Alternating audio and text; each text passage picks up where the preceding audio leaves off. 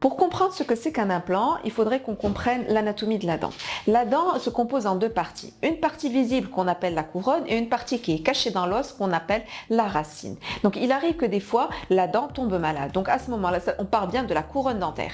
Elle tombe malade, donc à ce moment-là, on vient, on la soigne, moyennant des pièces prothétiques ou des simples matériaux d'obturation. Mais pour des raisons X, des fois, on est obligé à extraire toute la dent. Donc à ce moment-là, il ne reste plus rien que de l'os et de la gencive. C'est à ce moment-là que l'implant va venir et intervenir. Donc qu'est-ce qu'un implant? En fait, c'est une vis en titane qu'on pose à l'intérieur de l'os qui fait office de racine artificielle et qui permet de remplacer une ou plusieurs dents absentes.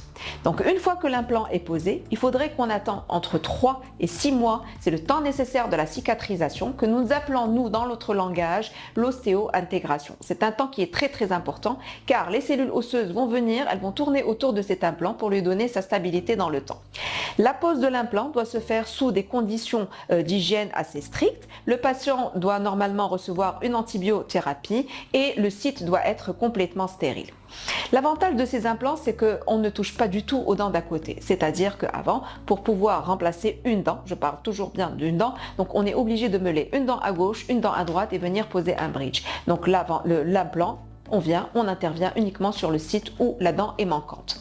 Donc le deuxième avantage de l'implant, c'est qu'une fois qu'il est ostéo-intégré, il fait partie intégrante de la mâchoire. Donc c'est très difficile de venir le décoller ou de l'enlever ou qu'il tombe.